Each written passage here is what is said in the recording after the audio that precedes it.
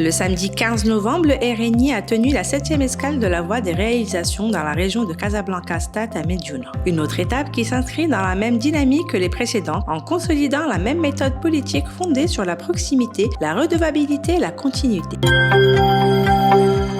Le coup d'envoi de la campagne agricole 2025-2026 a été donné dans la province de l'Arrache le vendredi 14 novembre. En soutien aux semences et aux engrais et l'appui aux éleveurs, le gouvernement déploie un dispositif global pour sécuriser la production agricole et accompagner les agriculteurs dans la mise en œuvre de la stratégie Génération Green.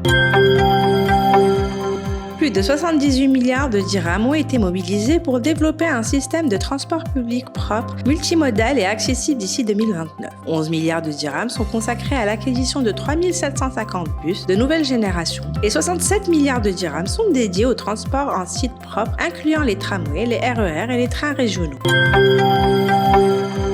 L'agriculture nationale continue de préserver sa capacité productive malgré les contraintes liées au déficit hydrique. Les quotas d'eau réservés à l'irrigation n'ont pas dépassé les 20% des besoins réels au cours des dernières campagnes, du fait de la priorité accordée à l'approvisionnement des populations en eau potable ainsi qu'à d'autres secteurs comme le tourisme et l'industrie. Un véritable modèle de résilience.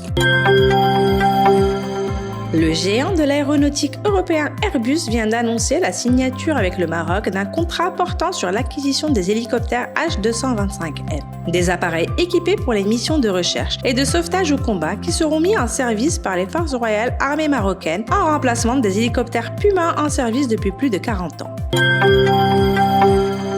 Le coup d'envoi officiel de l'Agro-Export Day a été donné mercredi 19 novembre à Casablanca. Il s'agit en fait de la première édition du genre qui inaugure une nouvelle plateforme annuelle de réflexion stratégique de promotion des produits marocains et de rencontres professionnelles de haut niveau.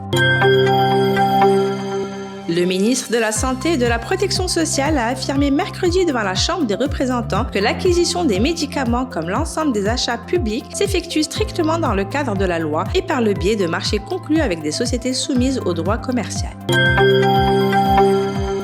Le Maroc et le Japon ont conclu un accord de près de 3,9 milliards de dirhams pour le financement d'un projet d'aménagement hydro-agricole dans la zone sud-est de la plaine du Rarb. Un projet structurant destiné à accroître l'efficience de l'usage de l'eau. Ne manquez aucun détail. Retrouvez l'intégralité de nos articles sur www.aujourd'hui.ma et sur toutes nos plateformes.